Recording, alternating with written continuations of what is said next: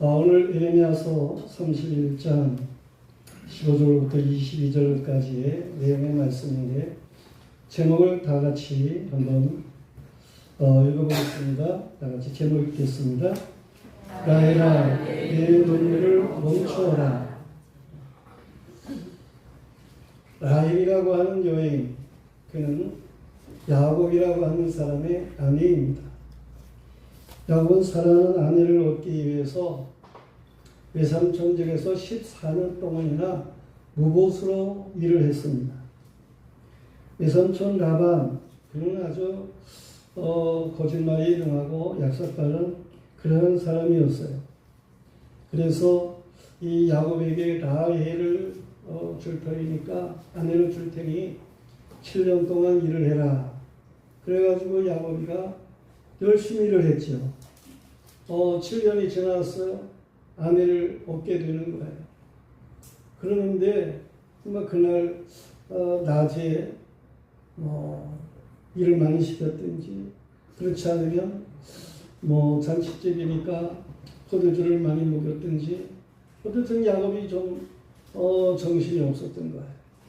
그런데 아침에 일어나 보니까 라헬이 아닌 거예요. 이 외삼촌이 큰딸 레아를 갖다가 야곱의 아내로 준 거예요. 그래서 야곱이가 외삼촌에게 항의를 했죠. 그래서 이 라헬을 주지 않고 레아를 주십니까? 그랬더니 외삼촌이 이 지역에서는 그 큰딸이 먼저 시집을 가도록 그렇게 정해진 일들이 있기 때문에 먼저 큰딸을 너에게 준 거니까 작은 딸 라헬을 아내로 얻기 위해서는 네가 7년을 더 봉사를 해야 된다라고 하는 거예요. 그렇게 하겠으면 라헬을 주고 그러지 않으면 안 주겠다는 거죠. 그래서 야곱은 그렇게 하겠노라고 라헬을 사랑하니까 그래서 7년 동안을 약속을 하고 7째 되는 날에 이제 라헬을 아내로 얻게 되는 일이 있게 되었다라고 하는 거예요. 그런데 야곱이가 이 라헬을 사랑하니까 하나님께서는 레아 그에게는 자식을 주시는 거예요. 레아가 자식을 아주 성통성통 잘 낳습니다. 그런데 라헬은 자식을 못 낳는 거예요. 하나님께서는 공평하셔요. 야곱의 사랑을 많이 받는 라헬은 자식을 못 낳게 되고 사랑을 받지를 못하는 이 레아는 도리어 자식을 많이 낳게 되고 그렇습니다. 그런데 이 라헬이 얼마나 자식을 못 낳아가지고 여러 가지로 안타깝고 그 괴로움이 많았겠습니까? 그래서 눈물을 흘리게 되고 그렇습니다.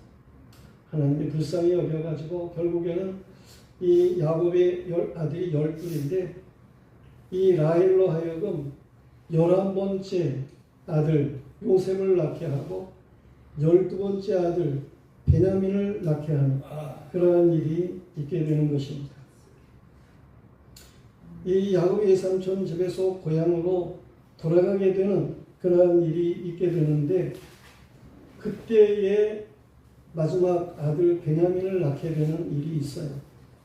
그 고향으로 돌아가는 노중에 이 베냐민을 낳게 되는 거예요. 여자분 때문에 힘이 들었는지 너는 이 라헬 그는 베냐민을 낳는데 난산을 하게 됩니다. 베냐민을 낳긴 낳았어요. 그런데 라헬은 피를 많이 흘렸는지 죽어가게 되는 거예요. 그때에 라헬이 그 아들의 이름을 베논이라 그렇게 부르게 됩니다. 그렇지만 나중에 보면 이 야곱이 그를 갖다가 베논이라 부르지를 않고 베냐민 그렇게 부르게 됨을 알 수가 있습니다. 이 아들 12를 야곱이 낳게 되고 그러는데 이 12 중에 라헬은 2명밖에 그 마지막으로 2명밖에 없게 되고 그 아들들 없는 것 때문에 많은 눈물을 흘렸고 그랬어요. 이러한 라헬의 눈물이 있었는데 하나님께서는 오늘 말씀에 보면 라헬아 내 눈물을 멈춰라 그렇게 말씀을 하십니다.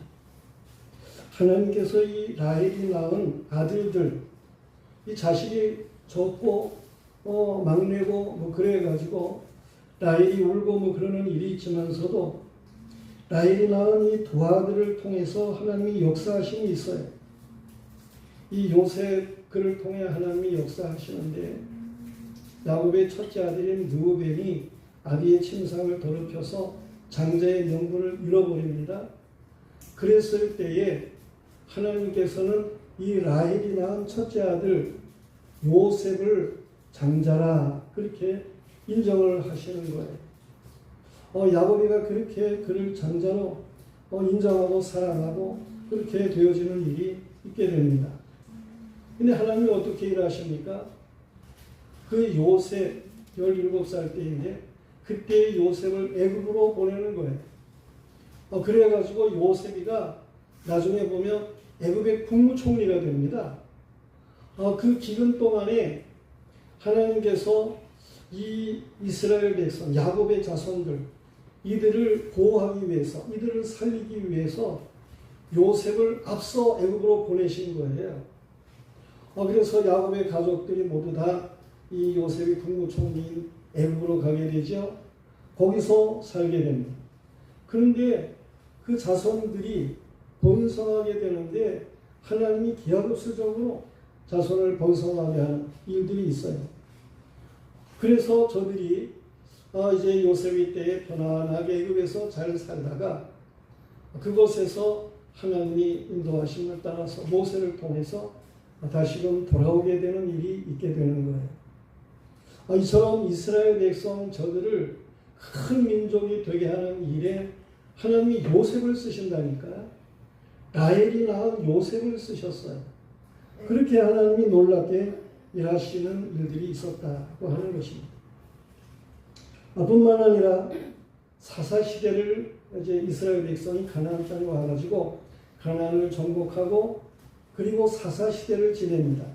약 한 400여 년을 지나게 되는 일이 있게 됩니다. 그리고 이스라엘 나라가 왕을 세우는 일이 있게 되는 거예요. 그래서 이 초대 왕으로다가 사울이라고 하는 사람이 왕이 됩니다. 근데 이 사울이 어느 지파 사람이냐? 베냐민 지파 사람인 거예요. 그 야곱의 막내 아들 라헬이 낳은 그 아들 베냐민 그를 통해서 번성한 사람들 중에 이 이스라엘의 초대 왕이 있게 되는 거예요. 그렇게 하나님께서는 이 요셉을 통해서도 일하시고 또한 베냐민을 통해서도 역사하시고 이런 놀라운 일들이 있게 하시는 거예요. 그런데 이 라헬을 통해서 그렇게 라헬은 자식이 없는 것 때문에 막 울고 그런 일이 있었지만서도 하나님께서는 이 라헬의 울음을 멈추게 하시는 그런 역사로 두 아들을 크게 사용하셨다. 그런 말씀입니다. 그런데 오늘 이 말씀이라고 하는 것은 에레미야 시대 때에 주어지는 말씀이에요. 그 북쪽 이스라엘 나라가 있게 되고 남쪽 유다 나라가 있게 되고 그런 때였습니다. 그런데 이 북쪽 이스라엘 이들이 바로 이 에브라임 지파가 주동이 된 그러한 나라인데 이 에브라임 지파가 주동이 되었다라고 하는 것은 이 에브라임이 누구의 아들이냐 하면 요셉의 아들이에요. 그러니까 라헬에 낳은 요셉 그가 에브라임을 낳았고 그 에브라임이 자손이 번성해 가지고 이스라엘 백성 가운데에 세력을 얻어서 북쪽 이스라엘 나라라고 하는 나라를 건설하게 된 거예요. 이러한 북쪽 이스라엘 나라가 하나님 앞에 범죄합니다. 그래가지고 일찍이 아수르라고 하는 나라의 사람들이 아수르 나라에 침략을 당해가지고 나라가 없어질 뿐만 아니라 그 북쪽 이스라엘 백성들이 아수르 나라의 포로로 잡혀가는 일이 있게 되는 거예요. 그러니까 그러한 광경은 결국 라헬이 낳은 자손들이 망한다고 하는 그런 얘기 아닙니까? 이러한 일들로 인해 가지고 라헬이 다시금 우는 것과 같은 그러한 슬픔에 잠겨 있는 그러한 일이 있게 되는 거예요. 그런데 이 에레미야라고 하는 사람은 남쪽 유다 나라의 선지자예요.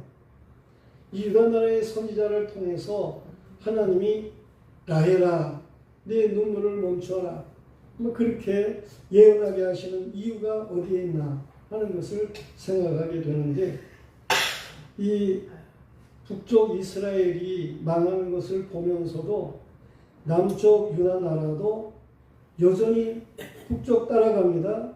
그래가지고 하나님을 배반하고 우상 숭배하고 그런 일들이 있게 돼.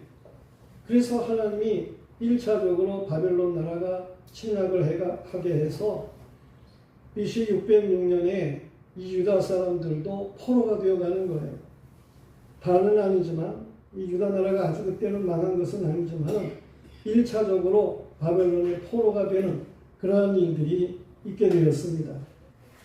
이러한 때에 하나님께서는 에레미야를 통해 가지고 오늘 예언의 말씀을 주시는 거예요.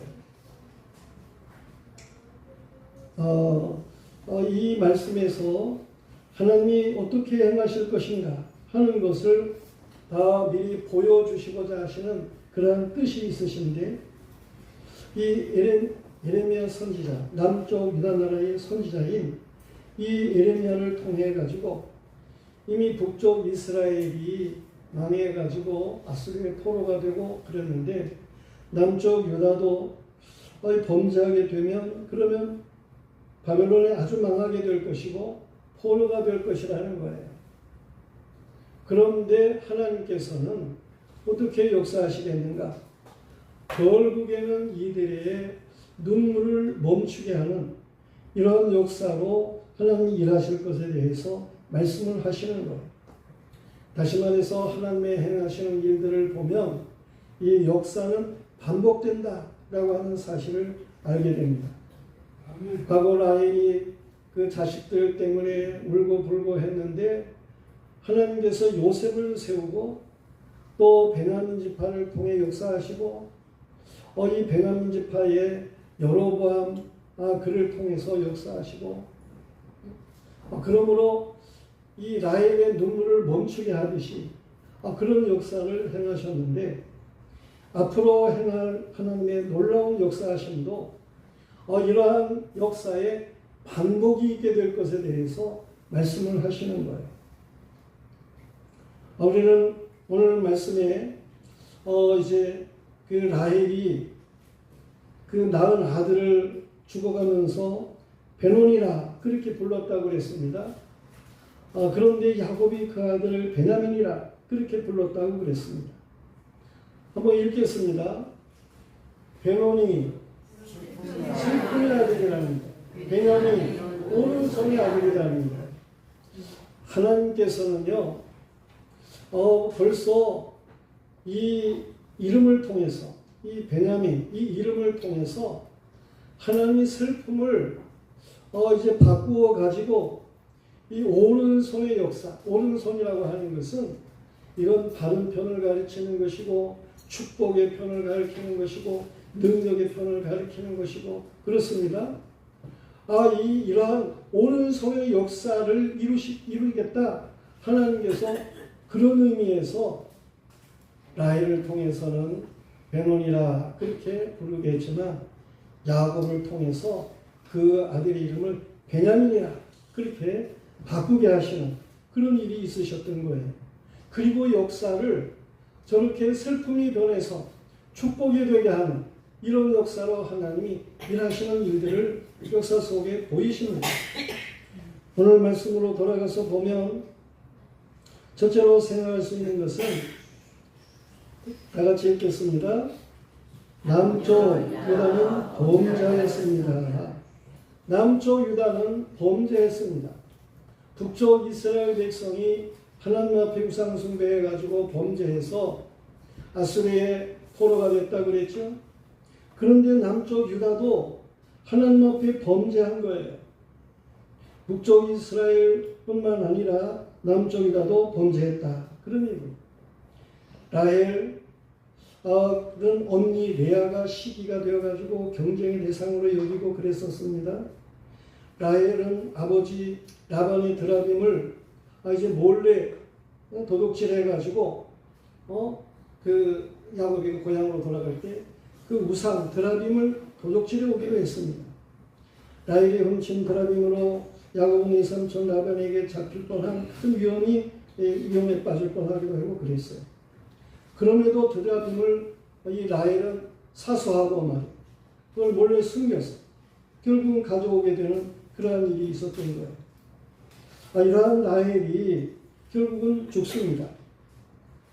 저런 우상 숭배하고 범죄하고 뭐 그러면 망한다는 사실을 역시 보여주는 그런 일이기도 하고, 그래서 라헬은 베냐민을 낳으면서 죽임을 당하는 거죠. 우상 숭배로 여호와께 배반하고 거역하면 망한다는 사실을 역사는 반복해서 보여줍니다. 다시 말해서 하나님이 역사를 움직이시기 때문에 그렇습니다. 역사는 반복되는 것.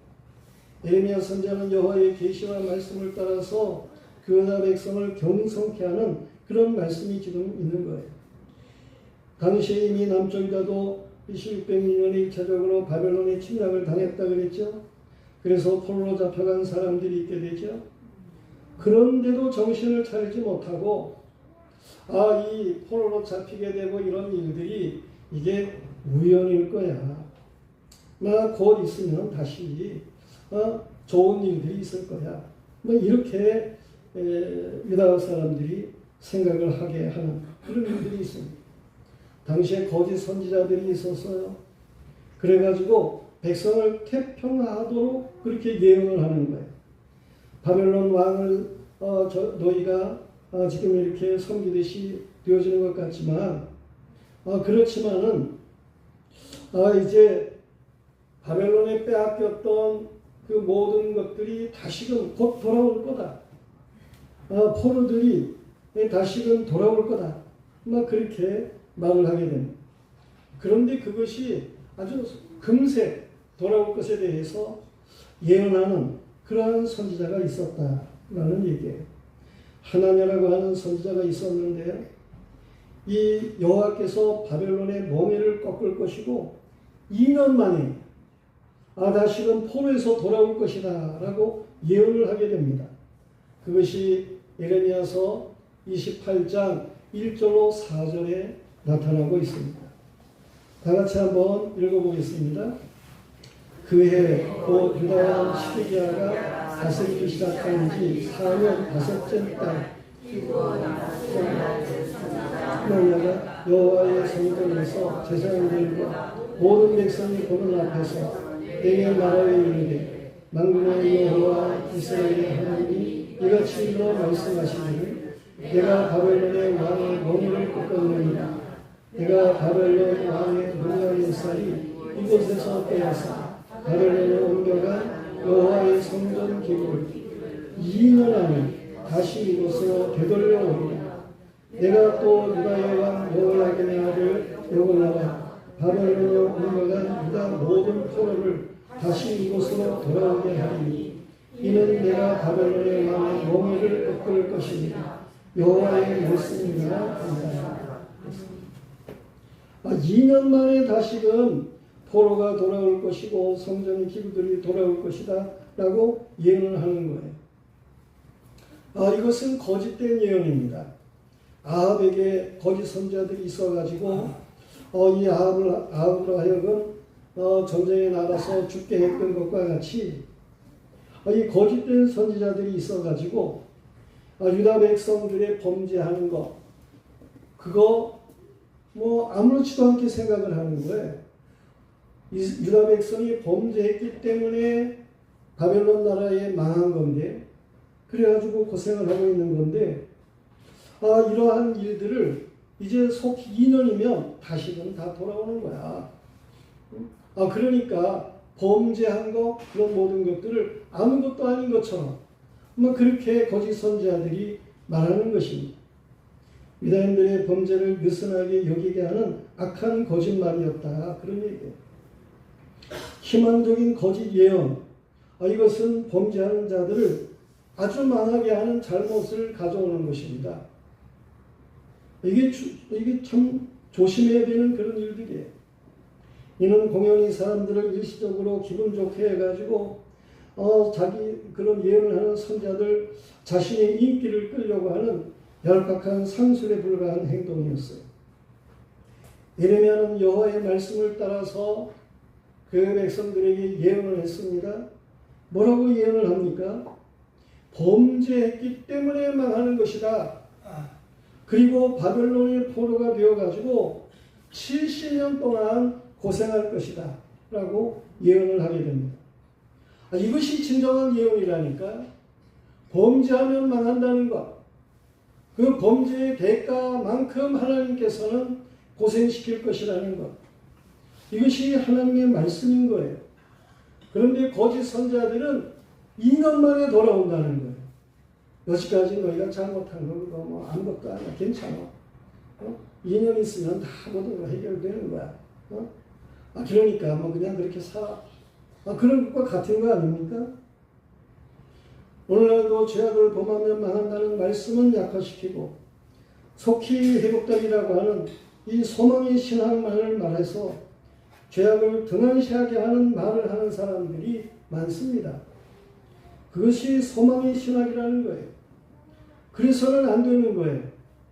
강단은 죄를 말해야 하는 것입니다.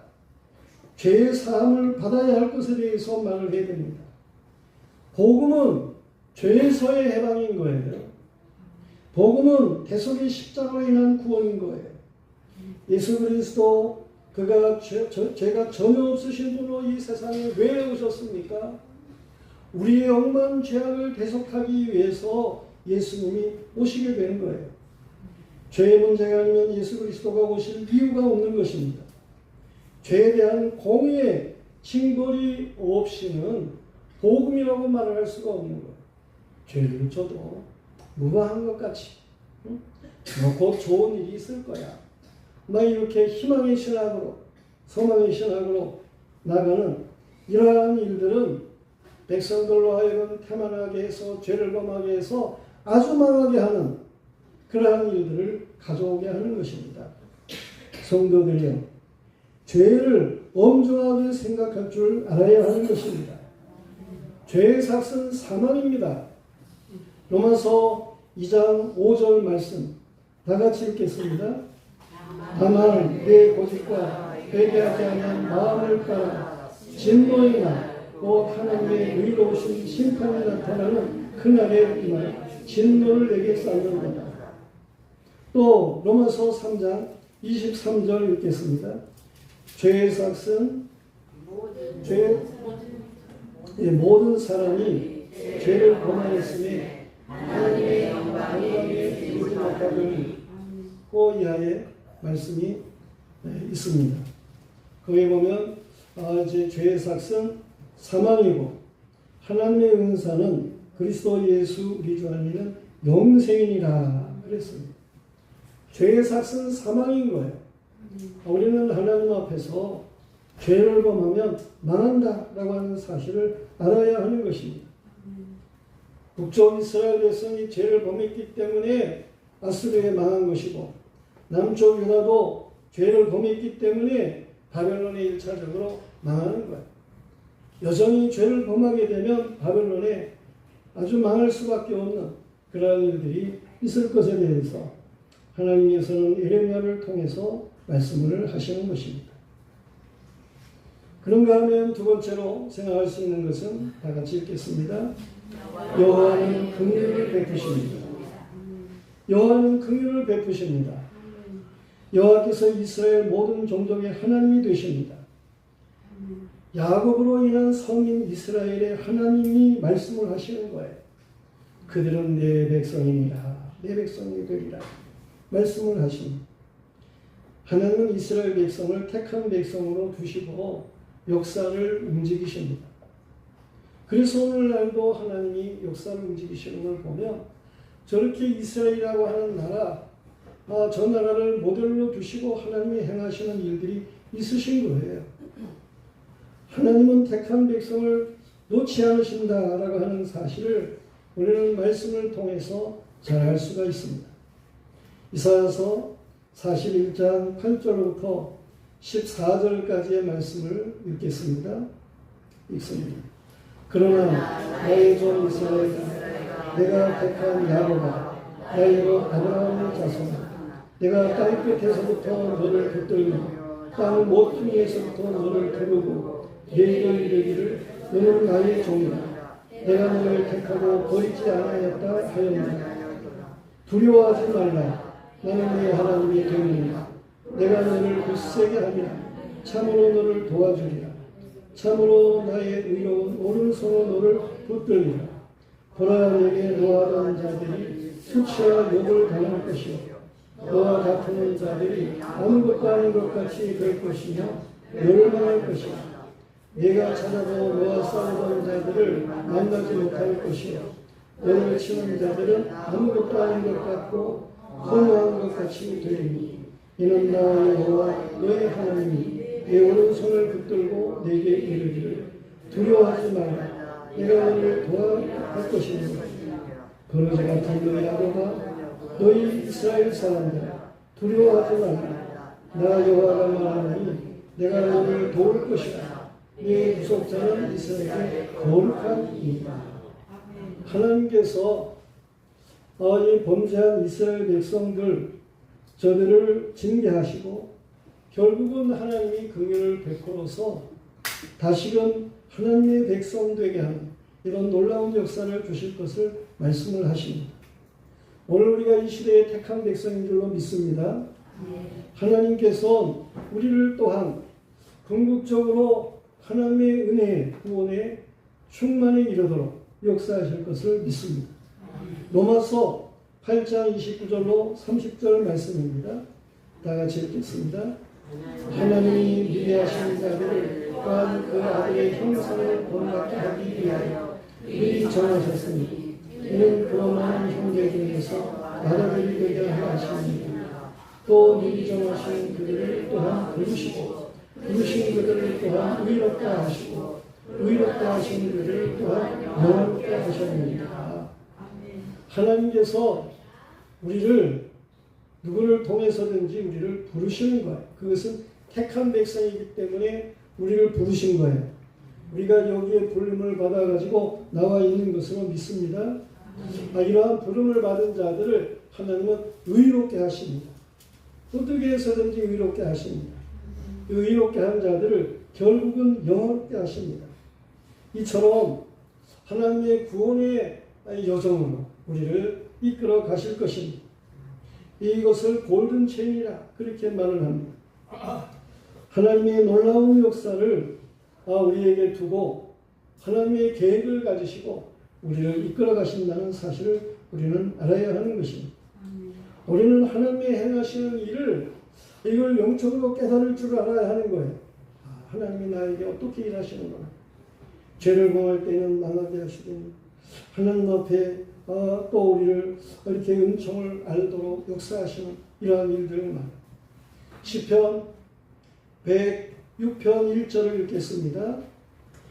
할렐루야, 여호와께 감사하라. 그는 선하시며 그 인자하심이 영원하니로다. 그렇습니다. 하나님의 은혜 있습니다. 하나님의 은혜 변함이 없습니다. 오늘 읽지 않았지만 3절 말씀에 보면 하나님의 사랑을 영원한 사랑으로 말씀하시고 하나님이 우리를 사랑하심을 말씀하십니다. 그래요. 하나님의 사랑은 높이가 있는 사랑이고 하나님의 사랑은 넓이가 있는 사랑이고 하나님의 사랑은 또한 깊이가 있는 사랑이고 하나님의 사랑은 길이가 있는 사랑인 것을 에베소 3장 19절에서 또한 요한복음 3장 16절에서 말씀해주고 있어요. 아멘. 요한복음 3장 16절 잘 아시잖아요. 하나님이 하늘에 계신 하나님 사랑하셔서 이 세상을 사랑하셔서 독생자를 보내신 거예요. 이게 높이가 있는 사랑이에요. 이 세상 우주 만물을 통치하시는 하나님의 사랑이 거기에 나타나는 거예요. 이 세상을 사랑하시는 거예요. 지구촌 전체의 백성들, 역사 속의 사람들을 사랑하시는 넓이가 있는 사랑이에요. 아들 예수 그리스도가 십자가에 달려 죽으시고 무덤에 내려가기까지 깊이 있는 사랑을 우리에게 주신 거예요. 그 사랑을 믿고 살아가는 사람들에게 영생의 하나님의 사랑의 길이를 허락하시는 이런 놀라운 은총을 말씀하고 있는 것입니다. 여호와께서는 이스라엘을 회복시키실 것을 약속을 주셨어요. 8절 말씀에도 보면 보라 나는 그들을 북쪽 땅에서 인도하여 땅 끝에서부터 모으리라. 그들 중에는 맹인과 다리 저는 사람과 잉태한 여인과 해산한 여인이 함께 있으며 큰 무리를 이루어 이곳으로 돌아오게 하리라. 하나님이 죄악에 대해서 분문하신 후에는 그 백성을 깨닫게 하고 돌아오게 하신다는 거예요. 그것이 시오니즘 운동이라는 것입니다. 세계 도처에 흩어졌던 이스라엘 백성들이 이스라엘로 복귀하는 Back to the 예루살렘이라는 말을 사용하게 되잖아요. 예루살렘으로 돌아가는 이러한 일들이 있게 하시는 것. 이것은 구약시대로부터 오늘날에까지 계속되는 그러한 일들인 것입니다. 구절에는 우리는 계곡의 고든 길을 말씀하고 있어요. 이것은 은혜의 길을 말하는 것입니다.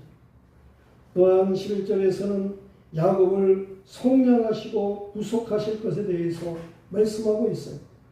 구속과 속량 이 두 단어는 고대 이스라엘 사회에서 토지나 재산을 팔지 않으면 안 될 때에 그걸 가까운 형제가 물러주는 무르기 법칙에서도 보여주는 일일 뿐만 아니라 하나님께서는 신원이 되어 결국은 본래 주인에게로 돌아가게 하는 이런 역사를 하나님의 두심을 말씀하시는 내용들인 것입니다. 하나님은 속량과 구속의 역사를 이루시는 분이셔요. 12절에서는 시온의 높은 곳에서 찬송이 있게 하십니다. 여호와의 복에 대해서 말하게 합니다. 곡식과 새 포도주와 기름과 어린 양떼와 소떼가 있을 것에 대해서 이런 물질적인 복을 주실 것에 대해 말씀하시고 또한 그 심령의 물된 농산과 같을 것을 말씀하시는 복을 말씀하고 있습니다.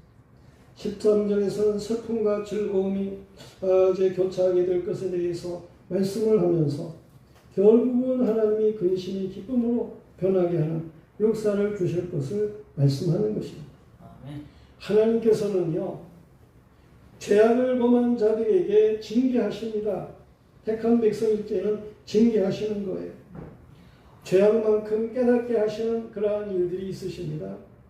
그리고는 그 백성을 다시금 긍휼히 여기시는 놀라운 은총을 행하시는 것입니다. 어떻게 긍휼을 베푸십니까? 다시금 돌아오게 하시는데 19절 예레미야서 31장 19절 말씀 다 같이 읽겠습니다. 내가 돌이킨 후에 뉘우쳤고 내가 겨울을 가는 후에 내 골기를 쳤사오니 이는 어렸을 때의 치욕으로 부끄럽고 욕됨이니라 하더라. 여기 각자 자기를 볼기 치는 그러한 일들에 대해서 말씀하고 있어요. 우리가 어느 때에 볼기를 치는 것입니까? 무엇인가 깨달음이 있어요. 아하 하고 자기 볼기를 치는 이러한 일들이 있는 거예요. 우리는 하나님 앞에 이 깨달음이 있어야 하는 것입니다. 하나님께서 이처럼 우리를 죄악 때문에 징계를 하시더니 하나님이 긍휼이 많으신 하나님이신데 그 긍휼을 우리에게 이렇게 베푸시는구나. 이러한 것을 깨닫는 하나님의 백성이 되어야 하는 것입니다. 이거 있게 하신다는 거예요. 성도들이 오늘은 세 번째 말씀을 생각해야 되겠습니다. 세 번째 다 같이 읽습니다. 우리는 이정표를 세워야 합니다. 21절 말씀에 보면 이정표를 세울 것에 대해서 말씀을 하고 있어요. 이정표 왜 세웁니까? 길을 바르게 알기 위해서 이정표를 세웁니다. 잘못된 길을 가지 않게 하기 위해서 이정표를 세우는 것입니다. 우리나라는 이정표가 참으로 잘 되어 있어요. 그래가지고 방향만 알면 이정표만 보아도 길을 잘 찾아갈 수 있도록 그렇게 되어 있습니다. 등산할 때에 왜 이정표를 세우는 것입니까? 내려올 때에 바르게 내려오게 하기 위해서 그렇게 이정표를 세우는 것입니다. 예루살렘으로 올라가는 길이 어딘지 밝게 알도록 이스라엘 백성들은 이정표를 세우라고 하나님께서 말씀하고 있어요. 22절에 보면 여호와가 새 일을 세상에 창조하실 것에 대해서 말씀을 하십니다. 그것은 하나님이 그 백성들을 죄악의 국문이 있으신 다음에 하나님의 긍휼하심을 나타내시며 돌아오게 하시는 일이 있겠는데 저들이 바르게 하나님께로 돌아오도록 이스라엘 백성이여 너희는 이정표를 세우라는 거예요. 이 하나님이 새 일을 세상에 창조하시는 그러한 일들이 역사 속에 그분의 계시로 하나님은 두십니다. 역사의 마지막에 하나님께서 행하시는 새 일, 세상을 새롭게 창조하듯 역사하시는 그 일을 행하시는데 이것은 마치 어떻게 하십니까? 예수 그리스도를 통해서 일하십니다. 그래서 새 사람이 되게 하는 이런 역사를 하나님께서 이루시는 것입니다. 그때에는 여자가 남자를 안으리라 이러한 말씀을 주십니다. 남자가 여인을 안는 것이 일반적이라고 생각할 수가 있겠는데 여기에는 여자가 남자를 둘러쌀 것이라고 말씀합니다. 남자를 둘러싸는데 둘러싸는 게 혼자 둘러쌉니까? 여자가 많아야 둘러싸는 거죠. 여자들이 남자를 둘러쌀 것에 대해서 말씀을 하시는 것입니다. 여기에 신학자들마다 여러 가지 해석을 합니다. 예수의 동정녀 탄생이라고 제롬이라는 사람은 해석을 했고 여인이 대적을 물리칠 것에 대해서라고 켄달령하는 사람은 얘기를 했고 이제까지 주께서 이스라엘을 안으셨으나 이후에는 이스라엘의 주님을 사랑할 것이라고 젠손이라고 하는 사람이 말하기도 했습니다. 칼빈이라고 하는 사람은 이스라엘이 바벨론을 능가할 힘을 가질 것이라고 해석을 하기도 했습니다. 저는 생각합니다. 예수 그리스도를 통해서 새 일을 행하시고 이 창조적인 역사를 행하시는 이러한 일이 있을 것인데 이 여자들이 남자를 둘러싸이라고 하는 말은 신부된 성도들이 신랑 되시는 예수 그리스도를 둘러쌀 것이다 라고 하는 말씀으로 저는 이해를 합니다. 사로잡힌 자가 돌아오게 될 때에 대해서 말씀을 하고 있는 것입니다. 저들은 언어가 달라집니다. 전에는 강팍한 언어였었는데 23절에 보면 저들은 변한 그러한 사람들로 내게 복을 주시기를 원하노라 와 같은 축복이 있는 입을 열게 된다라고 하는 거예요. 그런가 하면 24절에서는 유다와 성읍의 농부와 양떼를 인도하던 자가 거기 함께 살리니 하는 말씀이 중요한데 그 백성들의 안정적인 삶에 대해서 말씀을 하는 것이 평강에 대한 말씀을 주시는 것입니다. 25절에서는 심령을 상쾌하게 될 것에 대해서 말씀을 하십니다. 이건 죄를 회개하면 유쾌하게 되는 날이 주께로부터 돌아올 것이다 라는 사도행전 3장 19절의 말씀과 통하는 그런 말씀이기도 한 거예요. 죄 없이 하면 그러면 상쾌하게 되는 역사들이 있게 됩니다. 잠이 날도록 될 것을 26절에 말씀한 것 같이 되어지는 것입니다. 27절에 끓이는 날이 이르고 사랑과 짐승이 번성해서 많아질 것에 대해서 말씀하심이 있게 되고 그렇습니다. 성도들이요, 우리는 하나님의 정하신 곳으로 찾아가는 사람들이 되어야 하는 것입니다. 하나님께서 긍휼을 베푸실 때 죄에 대해서 국문하신다 그랬죠. 죄에 대해서 죄를 범하면 죄에 대한 대가를 받도록 하나님이 국문하십니다. 그런데 택한 백성들에게 있어서 하나님이 다시금 긍휼을 베푸시는 일들이 있으십니다. 그 백성들, 긍휼을 입은 백성들, 이들은 이정표를 세우고 하나님께로 바르게 돌아가야 하는 것입니다. 우리는 참으로 하나님 정하신 것으로 바르게 찾아갈 수 있는 사람들이 되어야 하는 것입니다. 이정표를 따르는 사람들과 같아야 하는 것입니다. 다시는 죄악의 길로 방황해서는 안 되는 것입니다. 이 이정표 되시는 이가 바로 예수 그리스도이신 거예요. 요한복음 14장 6절에 예수님이 말씀하시기를 나는 그 길이요 그 진리요 그 생명이라 그렇게 말씀을 하셨어요.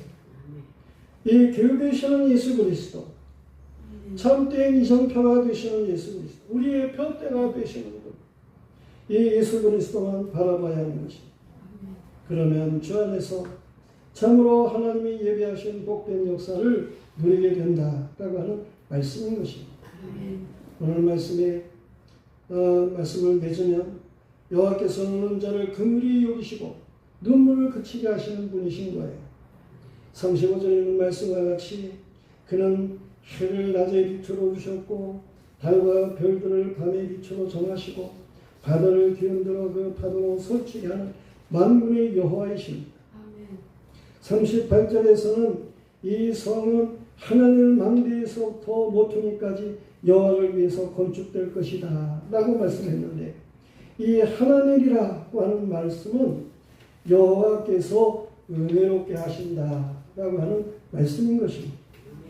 여호와는 은혜롭게 하시는 분이신 것입니다. 39절에서는 측량줄을 띄울 것에 대해서 말씀하고 계시는데, 이것은 모든 것을 새롭게 하실 것에 대해서 말씀하시는 것으로 있습니다. 우리는 오늘 하나님께서 이 라헬의 울음을 그치게 하시는 일에 대해서 말씀을 하고 있습니다. 말씀 가운데 역사를 통해 하나님이 일하심을 다시금 반복하실 것을 말씀을 하시는 거예요. 죄에 대해서는 틀림없이 벌을 주신다. 하나님이 공언하신다.